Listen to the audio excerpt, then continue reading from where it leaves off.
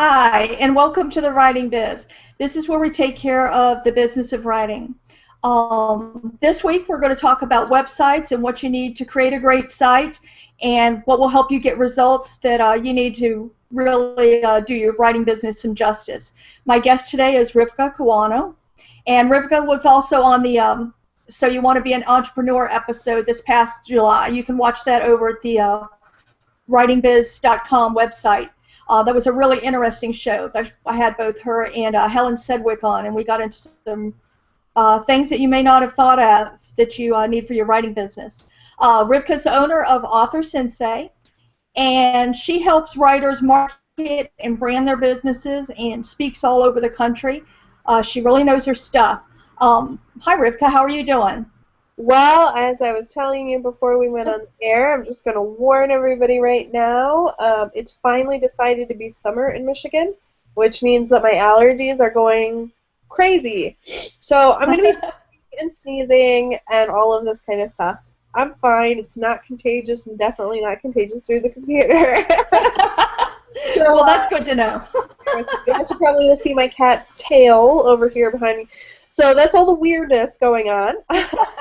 That's funny. I have a little kitten on my lap, and my other cat is circling my chair because they're just becoming, I don't want to say they're becoming friends. They're not friends yet. She's terrified of the kitten. But they're trying to acclimate. So I've got an interesting situation going on. What have you been up to since we last saw you? Oh, since July, I have been traveling. I've been in Dallas and in Toronto, and trying to think if I was on before or after. I was in Orlando and Atlanta. So I think it was before. Yeah. All right. So yes, I've been traveling all over the place, doing social media meetups, doing half-day social media training events, and just having all kinds of fun connecting with people and talking about business and social media. Well, good for you. Good for you. That sounds like you had a good time. Those things are so powerful, I mean, on both sides, you know, as being an audience member and a guest, learning about things, but also being as a speaker, the connections that you make and everything. That's awesome. Like I said, we're going to talk about websites tonight. And Rivka and I were talking in the green room about a lot of writers. They do the do-it-yourself sites, and there's different ways to do a do-it-yourself site and different things that you need to think of.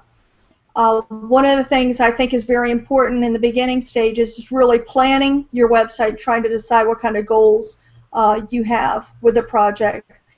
Rivka, what would you, if you sit down with somebody to design their website, what do you talk to them about? Well, you know, you always have to make sure your home page, the main goal on your home page should always be to get people to sign up for your email list. So we spend a lot of time talking about that because that's such a critical element. I've seen web pages be successful that they're just one page and literally the only thing on there is some kind of incentive and a sign-up form for their email list, and those pages are very successful, and I've seen people who have 20, 30, 40-page websites that are doing nothing for them. So that's one misconception to get out of the way right away, is that bigger is not always better with website design. It's about being clear, focused, and really you want to be thinking about what action are people supposed to be taking on this page. Because websites are no longer online brochures. They're dynamic, they're interactive. People can do things like buy your book. People can do things like sign up for your email list, connect with you on Facebook. So thinking about, and don't ask them to do everything at one time in one space because you'll overwhelm them. So for each page of your website, whether it's your home page, your about page, your contact page, your books page, which those are kind of the essential ones that I'd recommend you have, you should be thinking, what is it that people are supposed to do when they're on this particular page? And then design the whole page around that fact. Yeah, that's it.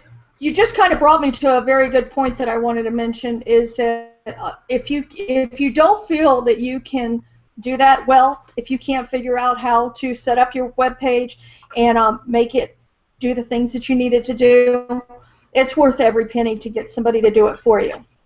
But if you do feel like you can do it, you know, there's not only do you want to make sure that your call actions are very prominent and easy to understand, and like Rivka, you just said, you know, it's not confusing. It's a direct, you know, idea of what they need to do and where they're going to go once they do it.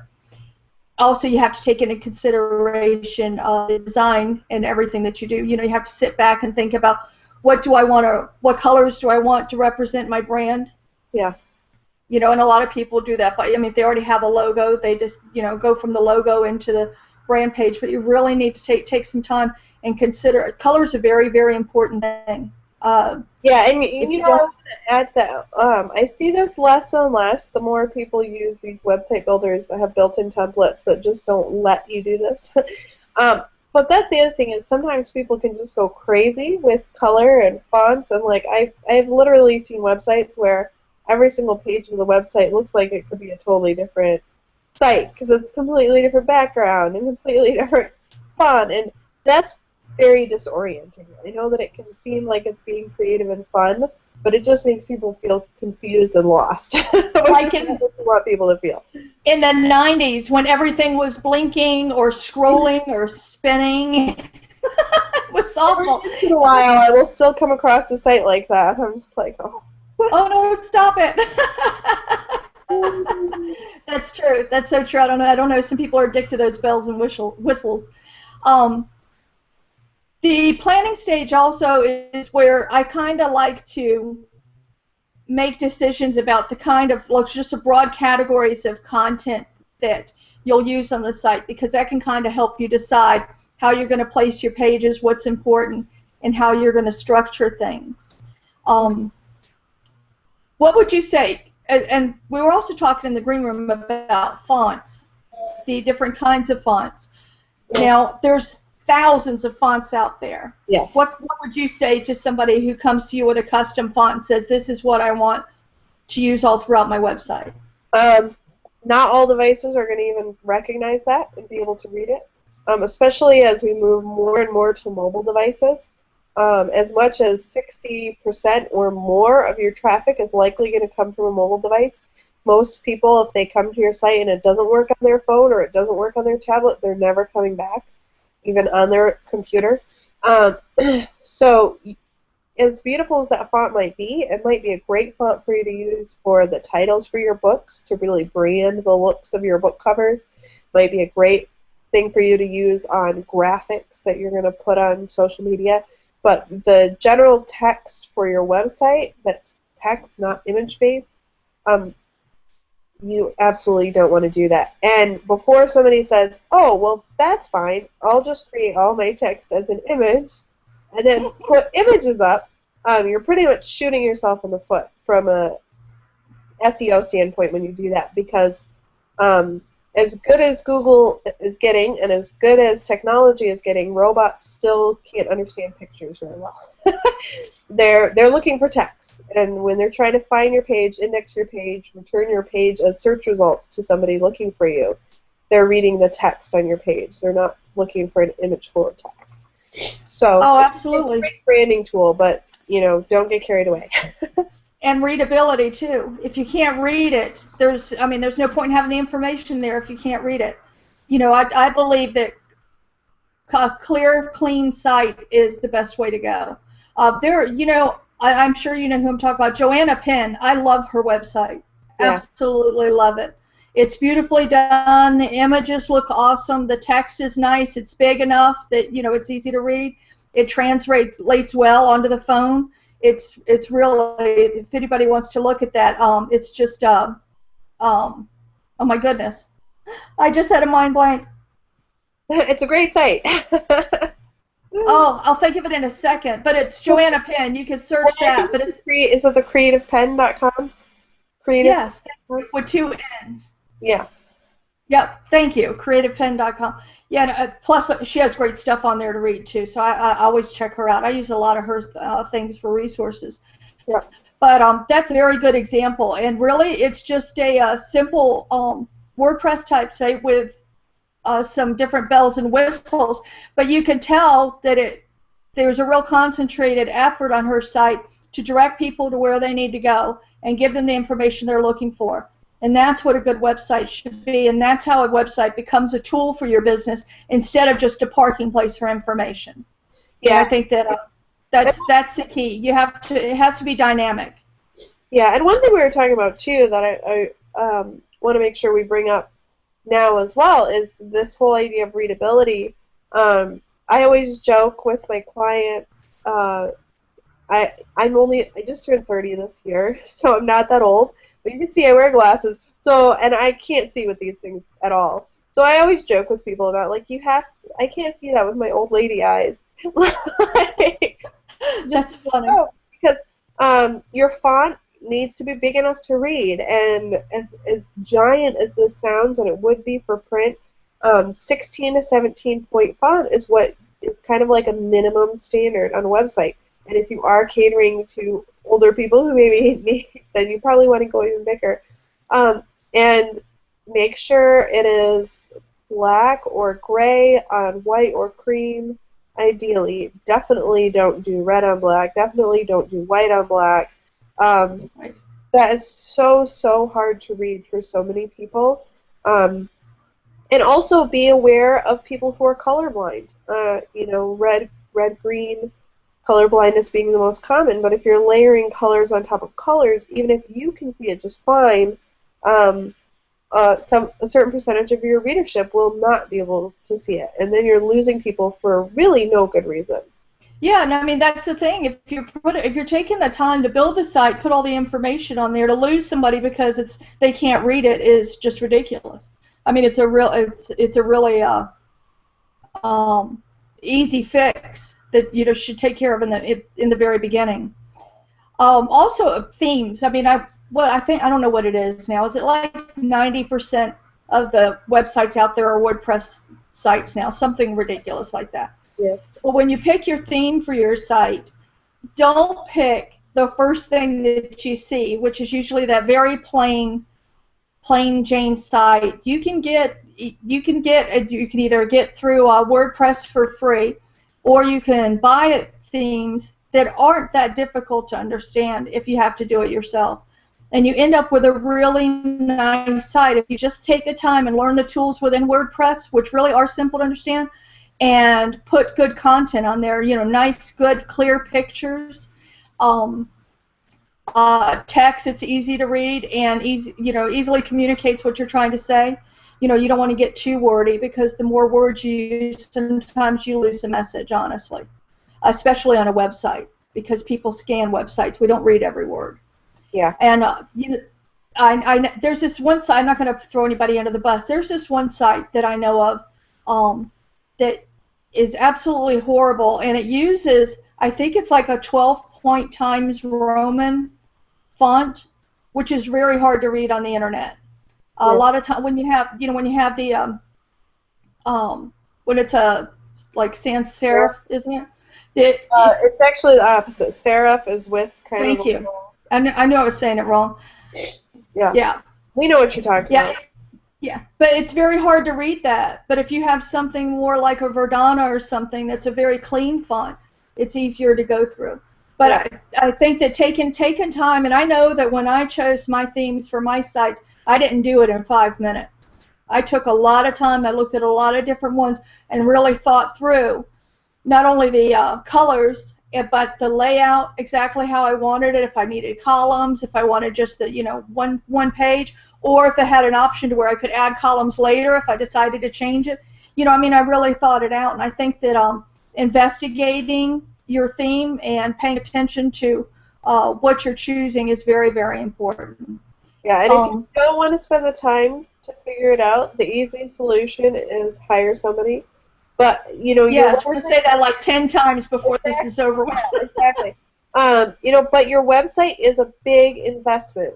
It's just like you wouldn't go to a book signing event wearing, I don't know, a burlap sack, right? Like, you're going to put some thought into time in how you present yourself. For those women out there, you're thinking about, well, what jewelry matches with what outfits, and we know to take that kind of time because we realize that we're presenting a first impression, a really important image of who we are and how seriously we take ourselves and our work. And you're doing the same thing with your website. It's not really any different. So you're either going to need to invest some time to learn to do it yourself or invest some money to do it. And then there are, options that are a little bit of both. There are tools like one fantastic plugin is called Velocity Pages. It makes WordPress a true drag and drop editor. It was actually programmed by one of the developers that built WordPress to begin with.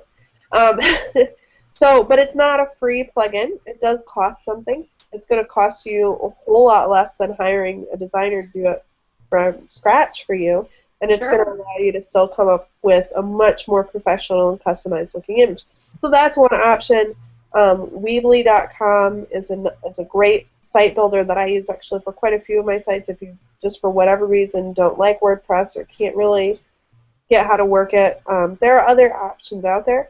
But just know that you are going to need to put either time or money or both into making a website that's going to really do its job. And if you don't, you're just wasting your time and your energy, because if you put something out there that's kind of halfway and that you haven't really put thought into, it's not going to give you results. Well, sure. And then most writers, their business is online. They don't have a brick and mortar storefront. So if you're not in making your business inviting that people want to walk into and stay in by having a great website, you're shooting yourself in the foot. If you have a brick and mortar business, you have to have a sign out front.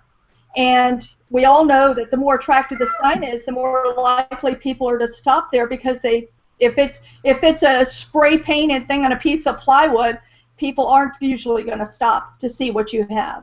But if it's a nice looking sign, those signs cost thousands of dollars. I know one nightclub that I was a manager at, our sign was $13,000. So I mean, that you have to pay somebody a few $100 or $1,000 for a website really isn't that bad in the scope of things, because you're getting so much more out of this space if you're using it properly. And I'm looking for words to express enough how important that is. This is where people will go to meet you. This is where they will go to find out more about your books, your products, or your services. And this is probably the most important part of your business outside of your actual writing that you need to make sure that you're on top of. And it's just imperative, absolutely imperative. It's just like social media. They even did a study that showed, this is an interesting, kind of similar idea, that for every additional dollar that couples spent on their wedding invitation to invite people to their wedding, their gifts were on average $20 more valuable. So it's one of those things. It is the perception that you put out there, the investment that you put in yourself, does have a really strong correlation to the investment that other people are going to be willing to put into you. This is why self-publishing had such a stigma for such a long time, because people just didn't see it as quality work because people weren't taking the time to present quality front. And we have an opportunity now where we can make our books, whether we're self-published or traditionally published or whatever, have that quality and have and I understand that it's an investment, which is why having a business plan is important. Like, go back and listen to the other one that we did, and like there's so many other resources about that. You have to know how you're going to make your money back and all these kinds of things. That's important. But know that unless you're just publishing this for friends and family, in which case do whatever you want. But if you want actual people in the larger world to read it, then there is a certain level of professionalism. You do have to treat it like a business. Well, absolutely. I mean, if you're using social media to build your business, I would hope. And if you're using your social media to drive all your business to your website, and your website is unattractive and unresponsive and just a hot mess, it's no different than going around town inviting everybody to your house, and your house is covered with dirty laundry and dirty dishes and needs to be swept and mopped and a mess. There's no difference to me in that. Exactly. It's just like in the same way. It's like you can do that with your close friends. Like, you can have your best friend, and there's laundry all over the house, and he or she is fine with that. They'll hang out with you and have a cup of tea because you have that kind of relationship. But not your boss or the neighbor down the street. No. So again, Yeah, nobody you want to do business with, and nobody that doesn't know you. exactly. You know. Okay, now we went through those content. Let's talk about content. I know personally myself, one of the things I have a thing about is pictures. Trying to make sure there's so many free photo editors out there that do a good job. Try to make sure your pictures are more attractive.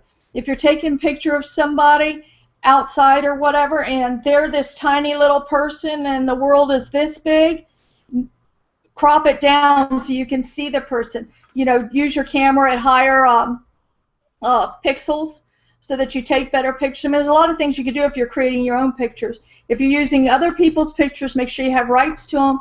But also, too, sometimes you don't need, really kind of think out things. Sometimes you don't need the whole picture. You may just need parts of it. And make sure they're good quality photos. Those are my big things. Yeah, absolutely. And I'm glad you mentioned use photos that you actually have rights to, because it still amazes me the number of people that really honestly believe that if you do a Google image search, anything you find is fair game to grab and use, and that's not the case. Any more than you would want people taking a poem that you put on your website and saying, "Oh, well, this is on the internet. I guess I can use it." Like, obviously, no. Somebody took creative time and energy and effort to create that thing. So yeah, definitely make sure you have the rights, which means taking your own, buying them. There are a handful of sites where you can use photos without attribution. Unsplash is one example of that. Unsplash.com, they publish 10 new high quality, high resolution photos every week that anybody can use for whatever they want. And of course, if you really want to make them unique, then do pull them into a photo editor like Canva.com or BeFunky.com or PicMonkey or whatever, and add your own creative touch to it. Photopin.com is actually a great one for getting photos, but you do need to have attribution with those. So you can get them, you can use them, but you got to put a little link underneath them saying, photo credit to so and so, which on your website is not a problem. It's actually it can be helpful because if the having backlinks is actually doing your site good, and I mean helping with the SEO. So it's not a bad thing to have somebody else's link on your website. Right. And that's another, while we're talking about links, just in content. That's the other thing. When you're creating your content, make sure, and I try real hard to do this, and I've recently heard I do it well, is make sure that you use other people. If you're using other people's information, of course credit them, but also try to use other people's information so that you can help build them up too. And I mean, that way we're all working together towards common goals. But it really helps. It helps in your building relationships. It allows you a broader range of information, so you can have all this cool information that maybe you don't know much about, but you have these wonderful people that you know that do, and you can use their information. And your audience appreciates that. You appreciate that. And we were talking last week or the week before? I'm not really sure. But we were saying how publishers could do that with their writers. So, in other words, each writer helps push out each other's content and on and on and on. And it really would help. If you take one piece of content and you give it to two people, and they give it to two people, now it's to four. It just kind of exponentially increases itself. But I always suggest, if you can, to link to other people. Yeah, and actually, you don't even have to get to two people. The required amount of sharing to have something go viral is literally 1.1%. Like 1.1 people. Each person needs to share with 1.1 people. So if you get your content's going to be spreading. Since you mentioned the word viral too, while we're on that content thing, I wrote a blog post about this a couple weeks ago. And the point of the blog post was to say that a lot of people, when they sit down, they plan out their websites, they plan out their social media strategies and their content strategies, they are just overwhelmed, like, how am I going to get something that's viral? How am I going to get something that's thrown out there to all these thousands and thousands of people? And that is such a backward way of thinking. Because first of all, if something of yours did, like I have this one post that I don't even want to get into.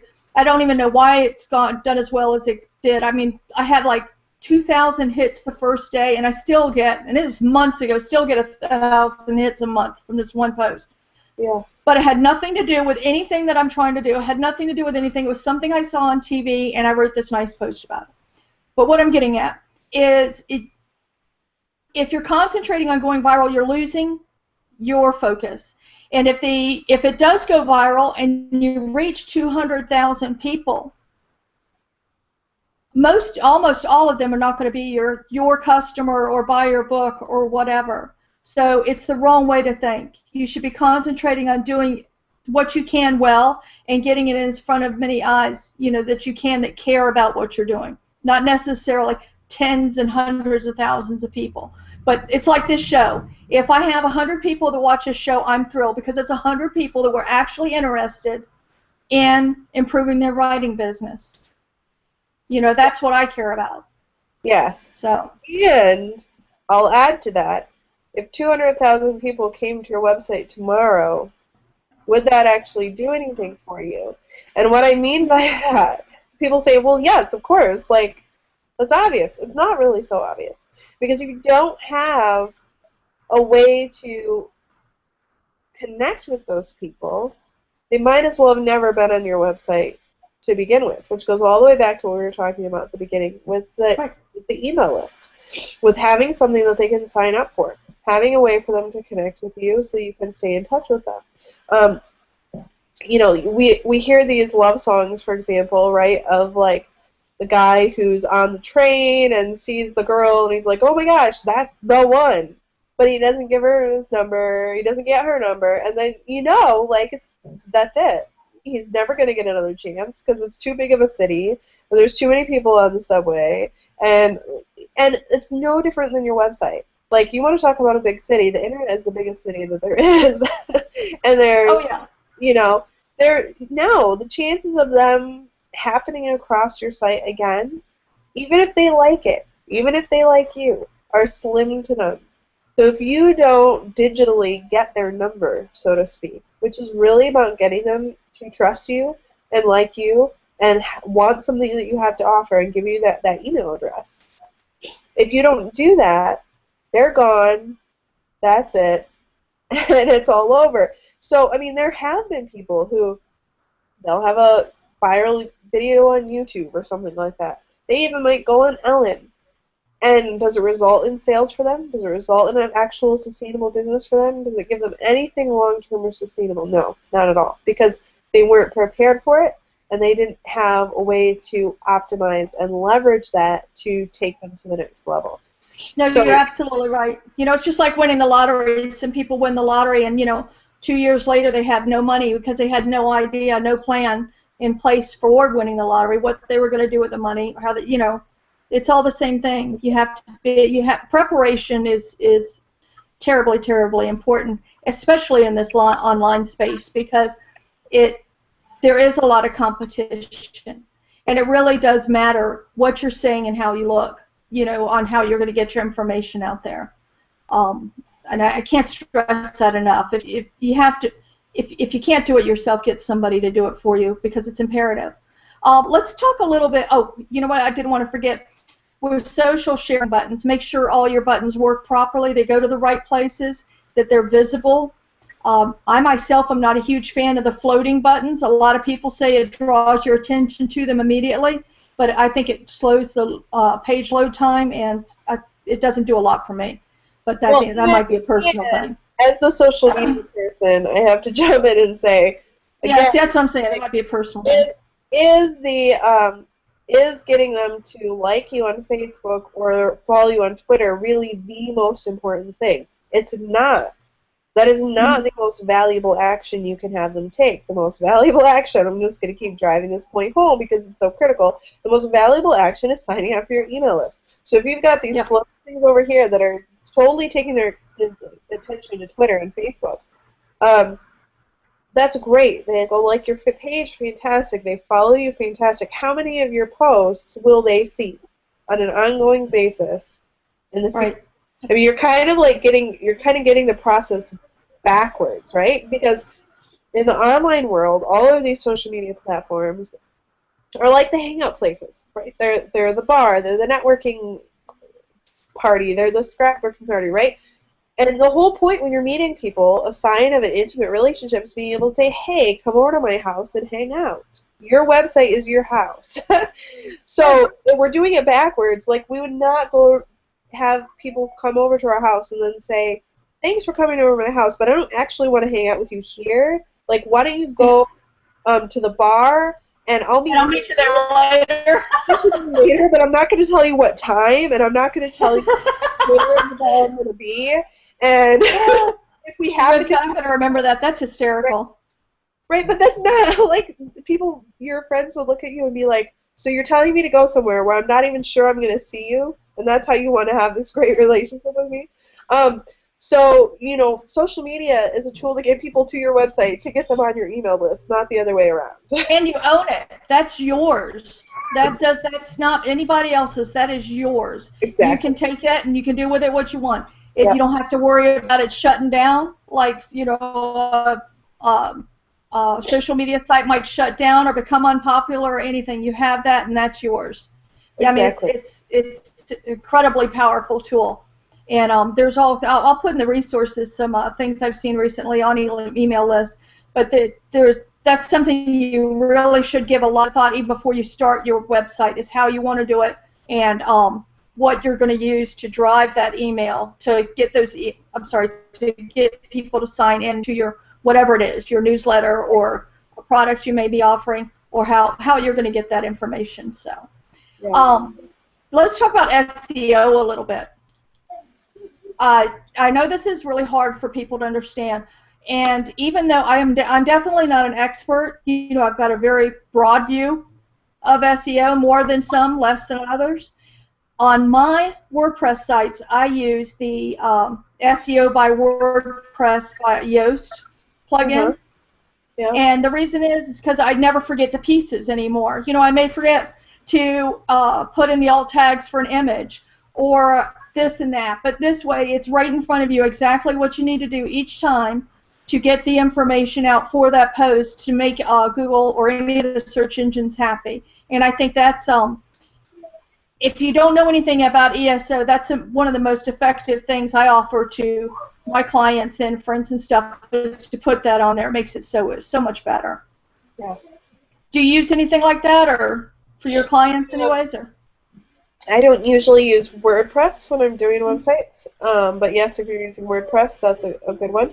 The other thing, too, is to have a realistic picture, because I think a lot of people get far too caught up in SEO and keyword research and all of these types of things, which are not inherently bad. And there are, you know, some basic things you should be doing, like if you're using WordPress, installing a plugin like that one. You know, making sure that you're not, like, just putting images up for everything, like taking screenshots of your text and putting that up as your text, like basic stuff like that. But in reality, for the most part, you are not going to have the budget or the time or the resources to compete against the big people that are spending tons of time and energy on SEO. Right. The good news in that is part of Google's driving force is they want to deliver the best result. They don't really care about who has the biggest site or the most money. All of these algorithm changes they do all the time are constantly trying to do just that, deliver the best, most applicable, most relevant, most recent result that's going to be the most helpful to their users, because that's how they stay the dominant search engine. That's how they get people to keep coming back, because they're getting good results. And they really want to take this back-end SEO stuff out of the equation as much as possible because they want people who are creating good content to be getting the results, not the people that know how to hack code to be getting the good results. So what that means for you as a author and building your own website is back to what Laura was saying earlier. Content. If you're giving good content that people like and that's helpful and useful to them, that's more than half of your SEO battle right there. Don't get caught up in, well, I've got to find the exact right keyword, and if I don't find the exact right keyword, my whole business is doomed. No, you're absolutely right. And I think that the basic SEO things like the using an H2 tag, things like that, the basic SEO is really just, to me, it's like how we write an address in a particular way on an envelope. Exactly. We're just doing that for the search engine so they kind of know where to look. But what you're right, when you get into the more convoluted SEO practices and things like that, it not only gets it gives me a headache. I mean, even talking about it makes my head want to hurt. It can get very intense, and a lot of times there's too much time spent on building that up that they lose the message in the first place. Yeah. And you don't want to do that. So when you're trying to deal, like most of us are, well, we do have a fairly defined niche. We're not Coca-Cola trying to meet everybody on the planet. Okay. That we're just have a defined niche. We don't need as much technical SEO help as other things may. Okay. That being said, make sure that your site is hooked up to Google Analytics, because that helps you not only figure out what's working and what's not working on your site, or allow your web designer or someone else like that to know that, but it also helps organize your search results with Google. It makes them happy. There's some other tools. I know on Indie Office Hours with Charlotte Pierce, we did a show. I don't remember which episode it was, but it was on metadata with David Amerland and Angela Bowl of IBPA. And David explained to us how to use Google Highlighter, and that kind of teaches Google to read your page. It teaches it what an image looks like, what a title looks like, et cetera, et cetera. I'll put a link to that in the blog post that goes with this show. But there's a lot of things that you can do, but you don't need to do everything. And a lot of people are scared of doing any SEO because they think that it's so horribly difficult and yada, yada, yada. Keep it simple. Keep it simple, and you'll do well enough. I don't do a whole lot of SEO. I mean, I do what I should, and I don't have any problems in rankings. I honestly don't. So I think it's what the information is and how good, like headlines matter, of course. Write good headlines. Take time to write a good headline. And but if you do that, visitors too. I mean, that matters for the people. Absolutely. Too. And I would say the other thing is update your content. Again, this is not a static brochure. You need to have new content being posted. The easiest way to do that is through a blog on your website, which I do want to throw out there too, because this is probably one of the #1 things that people authors particularly are confused about. They think they have to have a website and a blog. No, a blog is just a way of displaying content on your website. You shouldn't have two different things, because then you're dividing your efforts. It should, have a blog on your website, which is very easy to do. But then make sure you have consistent new content. That doesn't mean you have to blog every day. But whatever you're going to do, commit to it and stick to it. So even if you say, I'm going to write one new post a month, great. Write one new post a month. Have that be useful, helpful, and then continue with that. And that's going to help you be found through search engines as well. And as that gets shared, that's going to give people new stuff to share. That's going to give you stuff to put up on your social media. All of this stuff needs to be working together. And a lot of times we aren't seeing results because we're too isolated in what we're doing. We have this going on over here, and this going on over here, and that going on over there. And they're not connected to anything in any way. And it's kind of like an electrical circuit. If you don't have it connected, nothing's going to be happening. No, you're absolutely right. I just want to remind everybody that they are listening to the Writing Biz, And my guest today is Rivka Kwano. I always get my tongue tied on that. I don't think I'm the only one, but I do. But Rivka Kwano. And the video for this show and past episodes, if you're watching this as a podcast, you can visit thewritingbiz.com and find them there. And also, please sign up for the newsletter. That way you'll never miss another episode. Charlotte Pierce is in the audience, and she's made a couple of comments. One, she said a good point about your website is your home, which we can't say that enough. And the other one is, would you say clean and simple is better than? My answer is yes. Yes. Actually, that's my whole answer. That's my answer as well. 2 votes for yes. Clean, simple, straightforward, easy to use, easy to read. Yes. Well, not only that, I mean, also, too, you don't want to throw all your information on your website. You want people to ask you questions. You want them to call you or email you or open up something and read it or get your book. If you put everything out there, a good example, I did a show with Don Stevens, and we were talking about, he's a publisher at Merge Publishing, and we were talking about publishers' websites and how some publishers spend all their time telling about what great publishers they are, when really, particularly that first page, they should be talking about the books that they're publishing and portraying their authors, because even as somebody who's looking for a publisher, you want to see what they're doing. You don't want to hear about what they can do yet. First, you want to see what they're doing. Who are they handling? How well are they doing? Does their stuff look great? Whatever. But you need to kind of think about those kind of things. You know, who you're taking giving your information to, and how they want to receive it.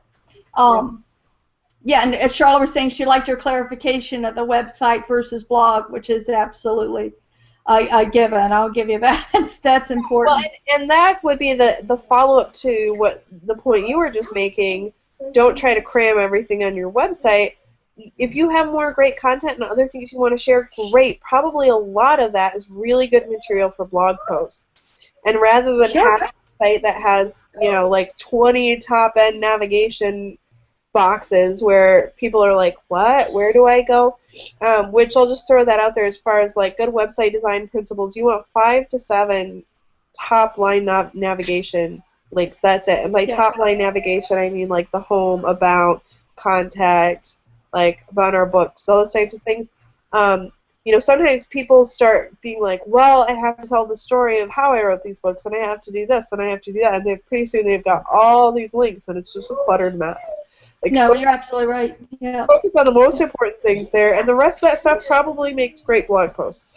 And the other thing, too, is some of that you can turn into products. And what I mean by that, as far as your website, is you can have a sign-up to get the 10 things you absolutely must think about before you start self-publishing.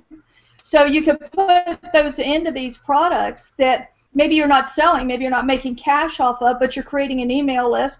And then some of them, maybe you can sell them depending on how valuable are and how much really good content is. You can even make short ebooks out of things.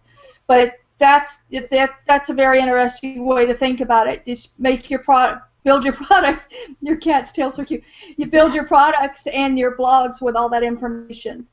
Yeah. And people don't. It's funny. What makes people make decisions, and sometimes it's not having huge amounts of information thrown at them.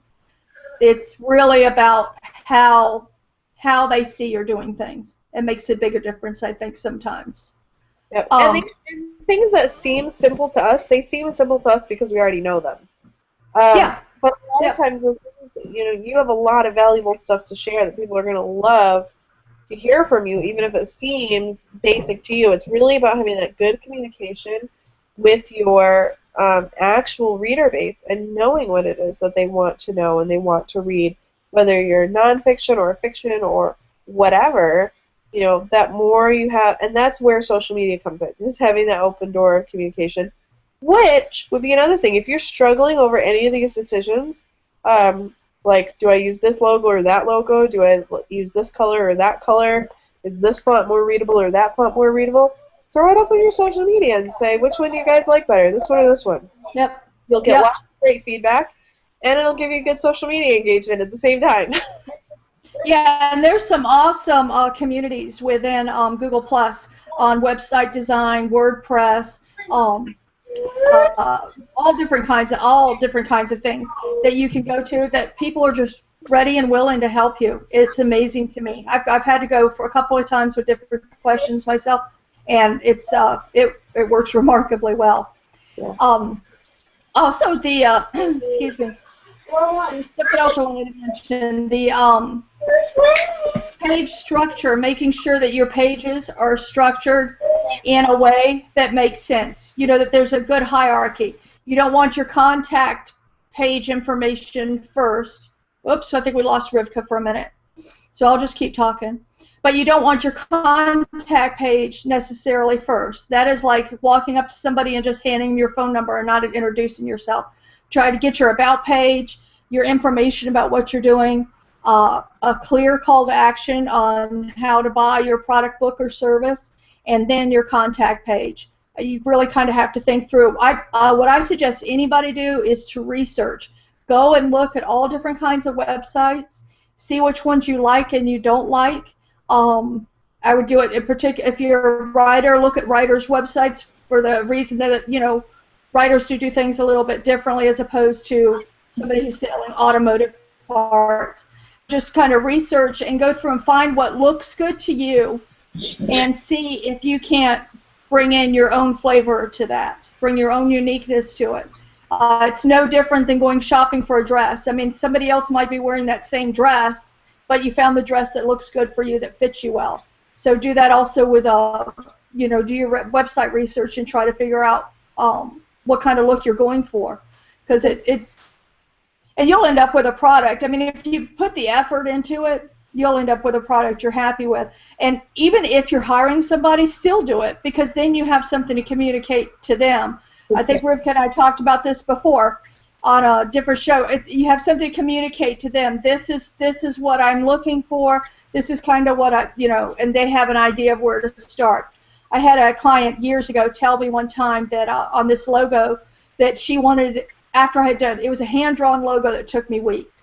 Then she says, well, I want it to be the color of dusk.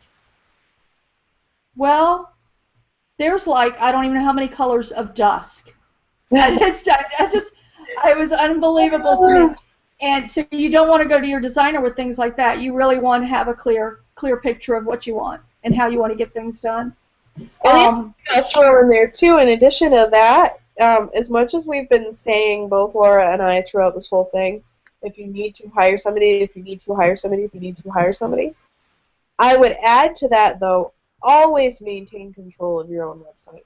Because you have somebody building something totally from scratch, coding it from the ground up in HTML and CSS, that's going to cost you a lot more. Like, think $5,000 to $10,000 minimum. Mm-hmm. But B, when you need to make changes, you can't. You've got to go back to that person. And if something breaks and you can't get a hold of them, I mean, you have to hire somebody and pay them exactly. a huge amount of money to figure out how they did it. Right. And exactly. So I'm another thing. Big proponent. Use WordPress. Use Weebly. Use some things that once that's set up, you can maintain it. You can add content. Yeah. If you have a new event, you can put it on there yourself. When you want to publish a new blog post, because as we said, it's not a static thing that design once and done. It's a living, breathing organism almost. And own your domain name. Yeah. Make sure that you own all the pieces, that everything actually belongs to you and not your developer. Yeah. That's a big thing, and sometimes people will try to talk you out of that. Don't listen. Just refuse and say, no, I want to own it, because that way if that person closes up shop or something, you don't have issues trying to get the domain name back from them, and on and on and on, and maybe you lose it, and here you've built it up, for several years, and now you're stuck. You don't want to go through that. Yeah. Charlotte's asking how much time per week should an author spend keeping up a website. So I'm going to let you answer that, and then I might make a comment or two. So, what do you think? Once it's done, the bulk of the work of your website is the initial creation. If you've done a good job of creating it to begin with, and it's really serving its purposes, there shouldn't be a ton of additional stuff that needs to happen. The biggest time thing in your website in an ongoing way is creating new content. which is mostly going to be your blog. And then, of course, you know, like if you have an upcoming event or you make a change to your social media or something, making those small updates. It should not be a huge, huge time-sucking thing once it's set up properly. The biggest thing should just be writing your blog post for the week. Yeah, that's where I was going. And what I do myself is once a week, at least once a week, I make sure to go on just to make sure my plugins are all up to date. And I do frequent let me mention that too, backups. Make sure you back up your website often, and every time before you do a major update, make absolutely sure you back up. Because sometimes, particularly if somebody's designed, even a WordPress site that somebody's designed for you, they've put in some custom codes and things to get some pieces to work. And when a big update is done, those pieces can break. And now your site could be down, or that page could be down, or one of your best moving pieces of content is unavailable. If you have your backup, you can go ahead and bring it up, figure out what went wrong. And a lot of times it's even, they do the update, and within a day or two, maybe it was a plugin that was broken, they update the plugin, and everything works fine anyways. So make sure you do that backup. It was like incredibly, incredibly important. I had that happen once. It wasn't funny. Yeah. Well, I'm glad you brought that up, because backup should be a regular part of your routine, just like doing your taxes, just like balancing your checkbook, just like brushing your teeth, your website, and also back up your email list, because whatever service you're using, whether it be Aweber or MailChimp or something else, those are the two that I usually recommend. Heaven forbid something happens with your account or with them or whatever, you need to have your email list backed up. I mean, your email list and your website content are really, in your domain name, are really the only things that are actual assets that you own. Your social media you don't own, as Laura brought up earlier.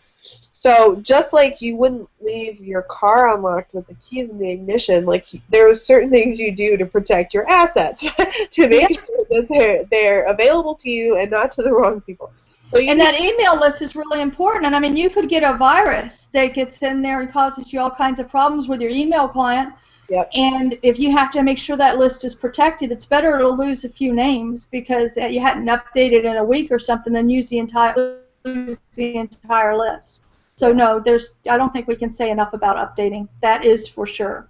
Now the other thing is, and that's exactly where I was going on that time thing.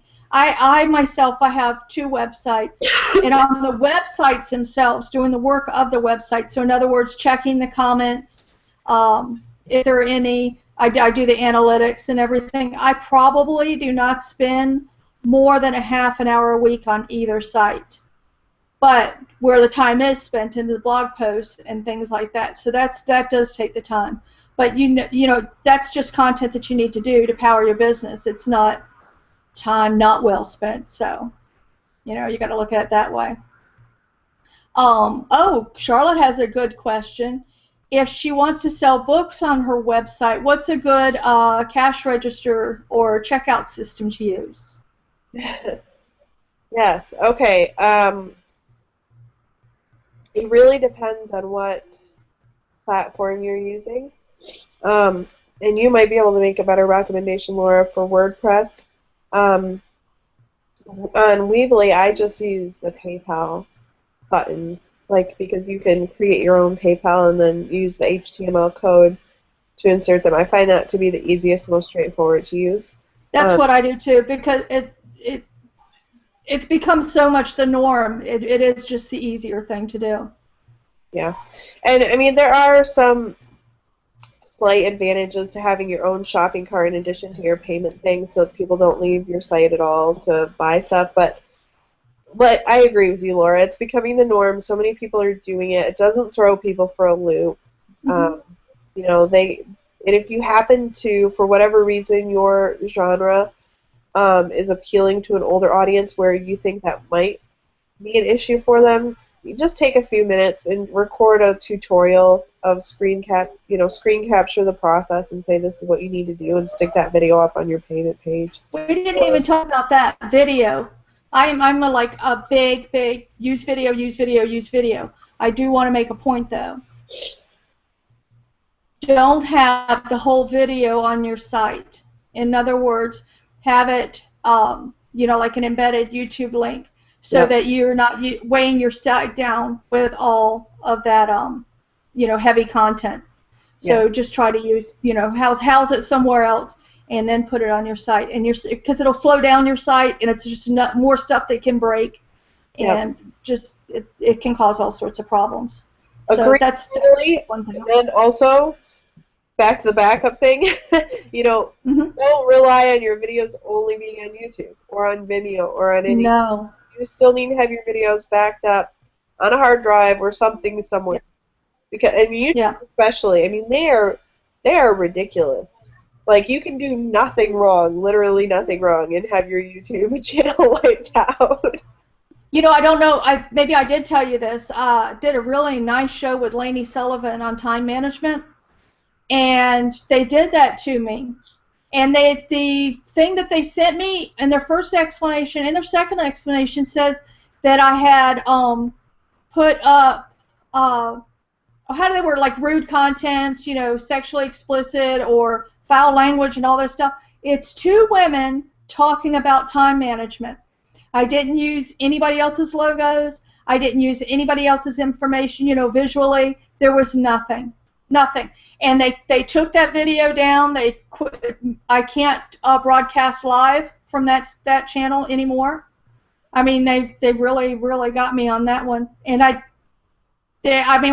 appealed it, and they still came back and said, no, we stand by our decision. I'm like, whatever. Sometimes I think Google hates me, and I try to be nice. They aren't really reviewing that stuff. If somebody complains, they don't really look into it that heavily. No, did you know that there's actually, I forget what they call them. It's like a party, groups of people that get together, and they'll go in and start tagging people's stuff so that they will get thrown off. Yeah. And people will do that to their competitors.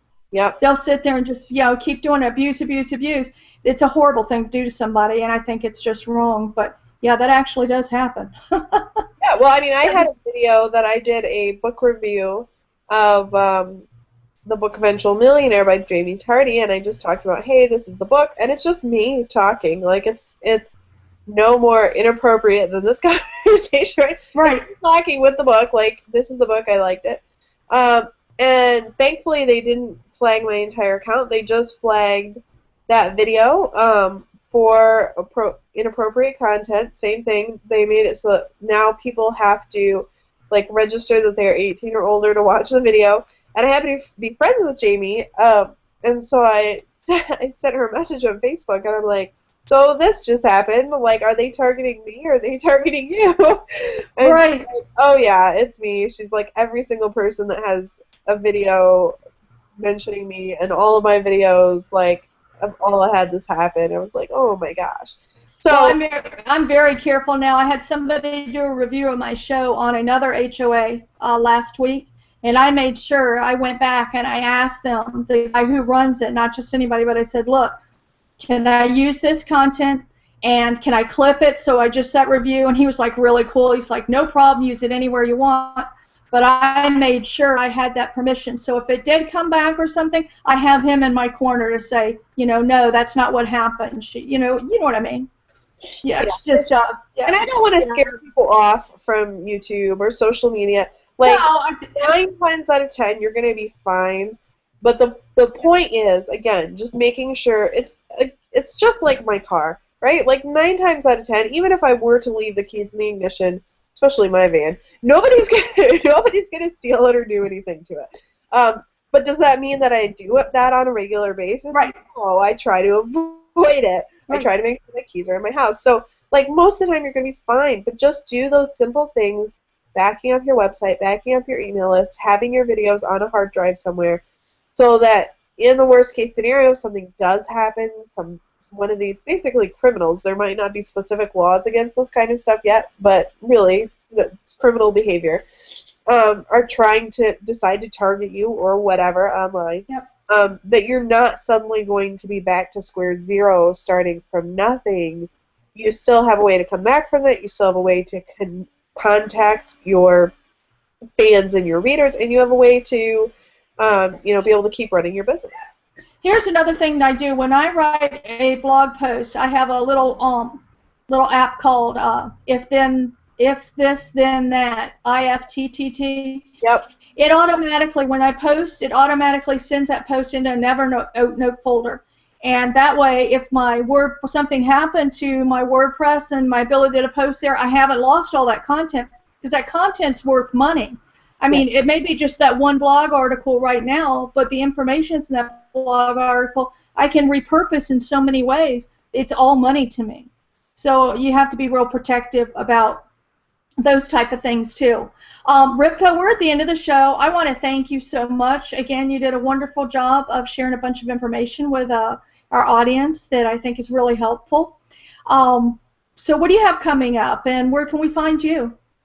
Well, I actually have two things. I mean, you can find me everywhere, but if you're not following Author Sensei, I definitely recommend you do that. I can't even really tell you any details yet, but in the next month or so, we're going to be coming out with some really special content on the Author Sensei website. So, of course, social media is always an option. As I've been stressing, email list is even more awesome. If you go to authorsensei.com right now, you can actually get a free series of 4 interviews with a bonus 5th interview if you tweet about it, talking all about how to market your book, and it's totally free content. And there'll be email follow-up from me giving you more tips and advice. So that's a fantastic way to connect, and then you'll be able to know about this new secret project when it comes out. If you happen to be a children's book author or a mommy blogger or anything in the children's space, I do have another website that's a children's book review website called Beautiful Books for Children. We're just getting ready to launch a 30-day peaceful parenting challenge on that website. And so going to be doing a lot of fun stuff surrounding that. So if your books are related to that topic, they will definitely get pushed to the top of the review pile, which never happens. So just a couple things that are coming down the tubes to know about and get connected with and give you a heads up about. Well, cool. That sounds really nice. I've been on that site, thebeautifulbooks.com, and it's a really nice site. I mean, both of your sites are, but anybody with kids should definitely be checking that out. Next week, we're going to begin our 4-part series on self-publishing. My guests will be Angela Bowl of IBPA and Charlotte Pierce of Pierce Press, and we're going to talk about, is self-publishing right for you? Because before you go into the space, you should really take some time and consider if you're prepared for doing that.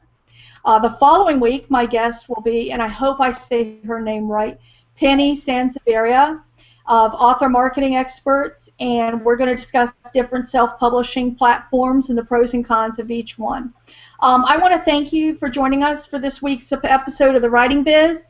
You can find past episodes and all the resources and tools that we mentioned during the broadcast over at thewritingbiz.com. You can also find links to the podcast at Stitcher Radio and iTunes.